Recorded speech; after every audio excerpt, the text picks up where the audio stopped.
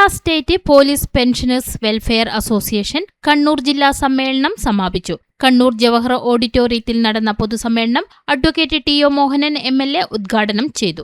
പരിശീലനകാലം duty കാലയളവിനായി പരിഗണിക്കണമെന്ന് സമ്മേളനം സർക്കാരിനോട് ആവശ്യപ്പെട്ടു. ജില്ലാ പ്രസിഡന്റ് എ. ജയരാജൻ അധ്യക്ഷത വഹിച്ചു. Balakrishnan Kallara, P C. Varghese, M O. Venugopalan, T V. Kunhiraman, M G. Joseph, Chandran Karippali തുടങ്ങിയവർ സംസാരിച്ചു. ആ ഭരണകൂടത്തിന് സമൂഹത്തിൽ ഇടപെടാനുള്ള ഉത്തരവാദിത്തമുണ്ട്. ആ ഇടപെടലാണ് ഇപ്പോഴ് പോലീസ് സംവിധാനം ചെയ്തുകൊണ്ടിരിക്കുന്നത്. പുതിയ ആഭ്യന്തരമന്ത്രി വന്നപ്പോഴെന്താ പറഞ്ഞത്? നമ്മുടെ നാട്ടിലെ കറണ്ട് ഇഷ്യൂ എന്താണ്, സാമൂഹ്യ വിപത്ത് എന്താണ്, ആ വിപത്തിനെ എങ്ങനെ ഇല്ലായ്മ ചെയ്യാൻ കഴിയും, രണ്ടാം ഊഴമാണ്.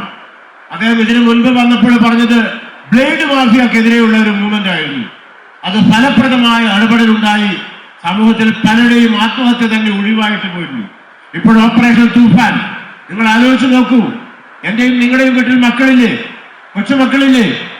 അവർ ഒരു പക്ഷേ തെറ്റായ വഴിയിലൂടെ സഞ്ചരിച്ചാൽ ആ സമൂഹത്തിന് തന്നെ എത്രമാത്രം ദോഷമുണ്ടാകും നമ്മൾ ആലോചിച്ചാൽ മതി. ആ ദോഷം ഉണ്ടാകുമെന്ന് നമുക്കറിയാം.